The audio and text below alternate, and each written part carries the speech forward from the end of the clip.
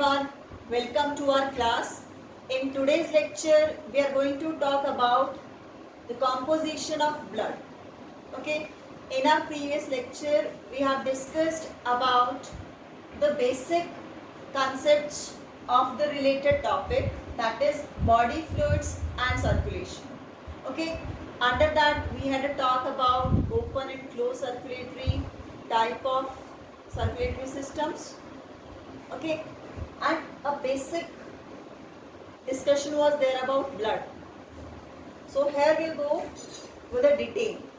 Now when we talk about blood, its origin is mesodermal. Okay, it is going to originate from the mesodermal layer.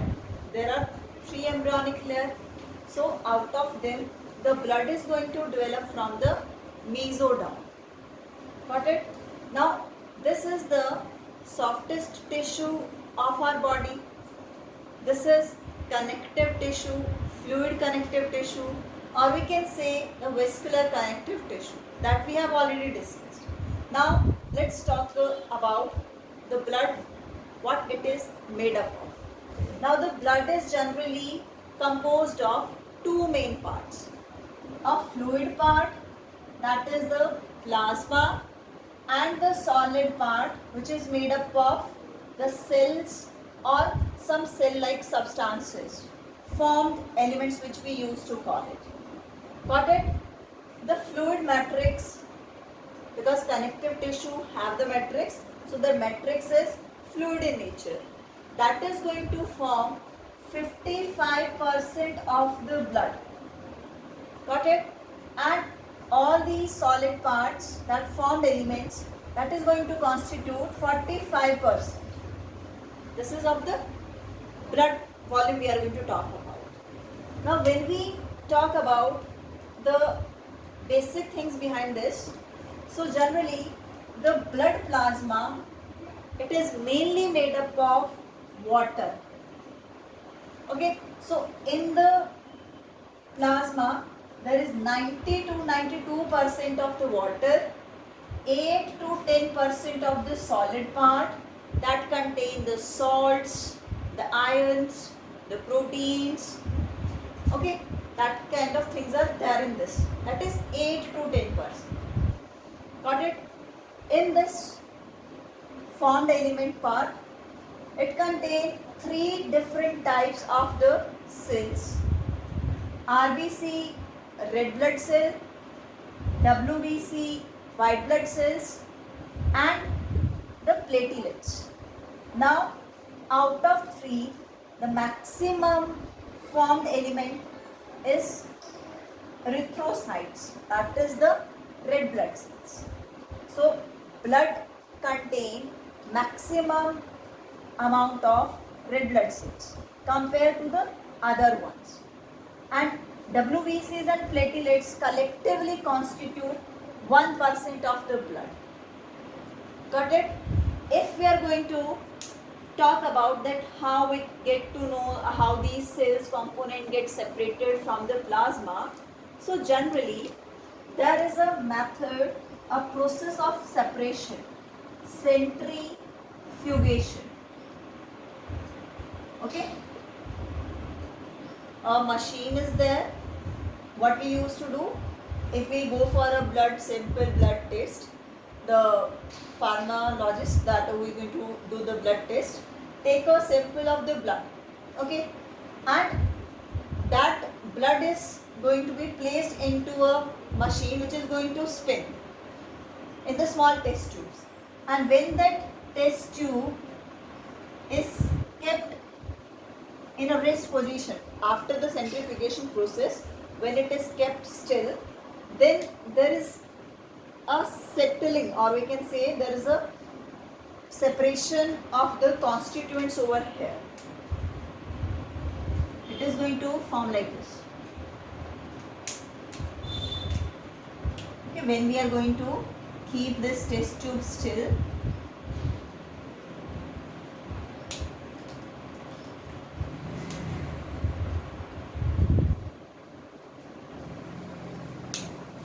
so there is a, this way it is going to get settled down. the solid part of this particular blood, which is this one. Okay, this complete part is the solid part, and out of this, the red one, if you are able to see, this red part, these are the RBCs.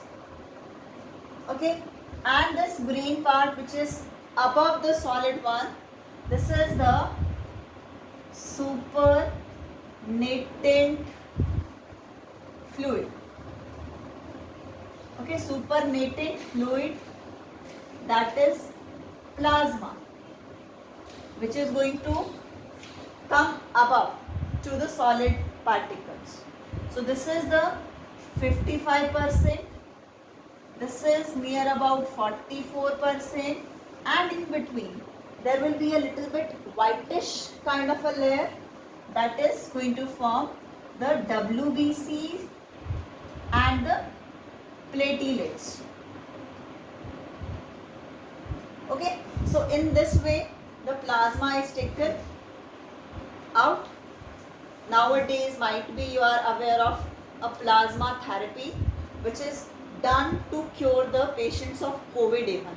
So this plasma is taken out of the blood to do the various kind of the treatment. Fine. So this is the composition of the blood.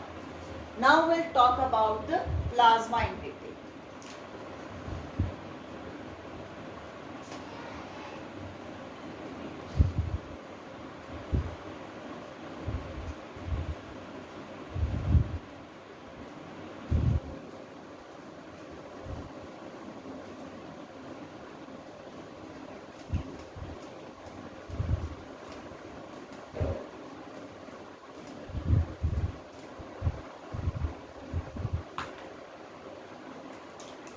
So let's talk about the blood plasma. Okay, what this is the fluid matrix of blood, pale yellow in color, and this is due to the presence of bilirubin pigment. Got it? This is due to the presence of the pigment which is called bilirubin. Other than that, this particular plasma, as I have told you, made up of 90 to 92% of water, 8 to 10% of the solid substance.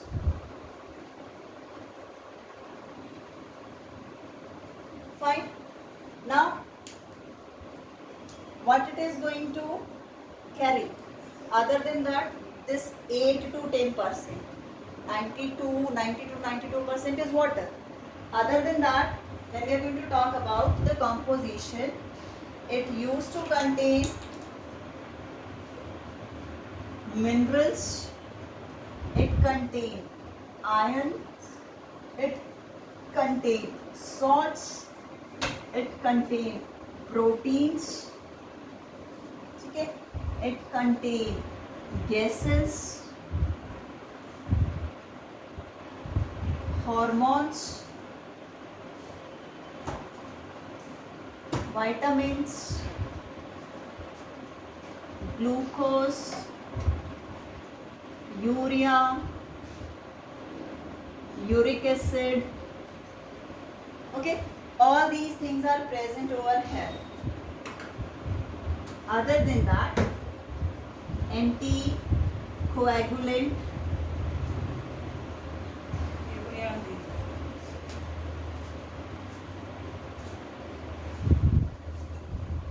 okay, heparin.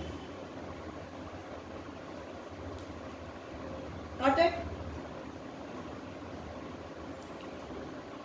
This is heparin is present. So what it is going to contain? It contains minerals, it contains ions, minerals like it is generally going to contain sodium, calcium, okay?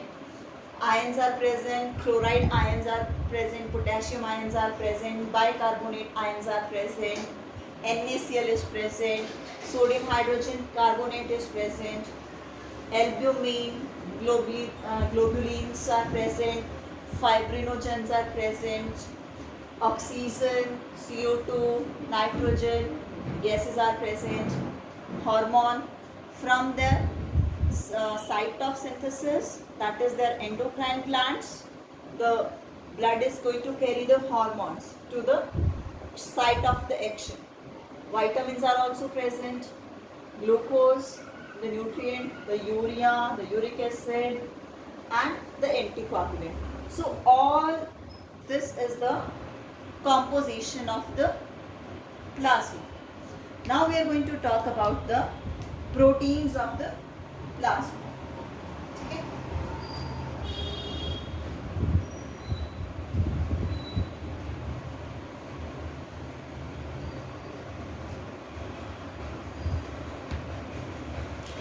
Which is mentioned in our book also.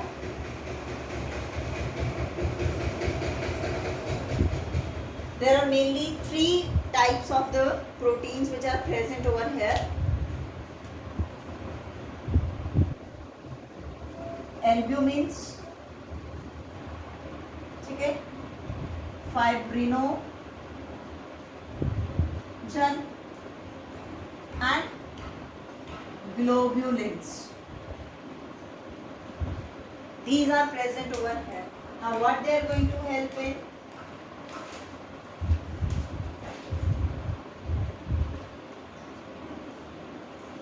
This is albumin is mainly responsible for maintaining the osmolarity of blood. Okay, help in maintaining the pH of the blood by neutralizing the acid and base. Fibrinogen help in blood clotting. Okay, globulins, they are going to defend against infections. Might be you have heard about the immunoglobulins. Okay? So these immunoglobulins contain the globulin, and where they are going to present? In the blood plasma. Got it? So they are going to be the part of the blood plasma. Now when we generally talk about the plasma, what the plasma is? Blood minus blood cells. It is equal to plasma. Got it? Plasma minus clotting factors. There are near about 1 to 13 clotting factors. If we are going to remove those clotting factors from the plasma, then that fluid is termed as serum. Okay? This serum is not going to clot. Okay, this is a whitish color of a fluid that is devoid of the clotting factors. So plasma is without the blood cells, without the clotting factor. When plasma is present, that we call serum. Fine.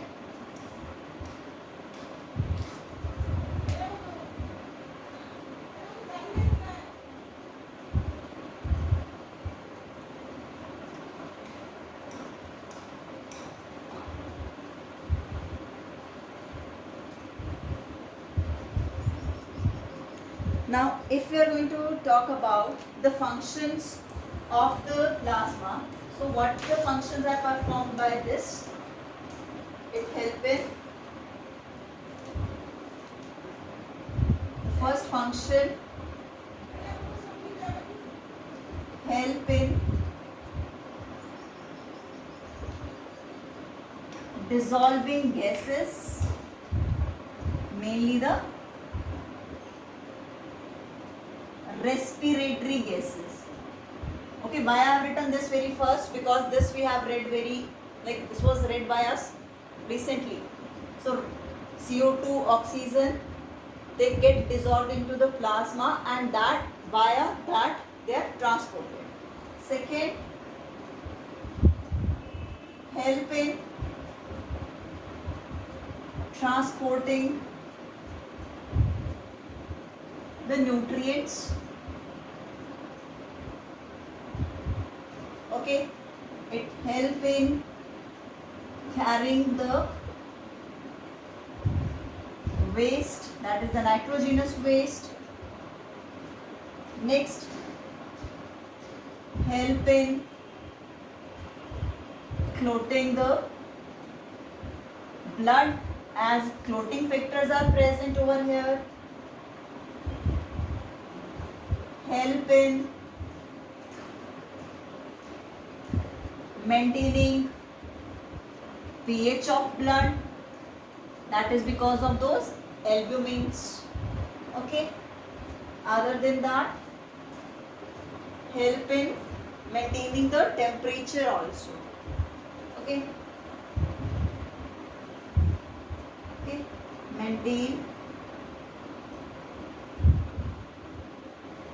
blood temperature and provide immunity, as it contains those globulins. So mainly all the things which we had a talk, the what was there, the hormones, the respiratory gases, the glucose, urea, uric acid, amino acids, whatever the nutrients, whatever the waste, whatever the respiratory gases, when they are to be taken from one place to the other one, then it is taken by the plasma of the blood. Got it? Other than that, as it contains the clotting factors, as I told you 1 to 13, so that help in blood clotting. Other than that, it contains the protein also, fibrinogen, help in maintaining the pH of the blood, maintain the blood temperature also, and help in providing the immunity. Okay, so this is very important part of the blood, as it is going to form 55% of it. Okay, thank you. In our next lecture, we will talk about the red blood cells. Thank you.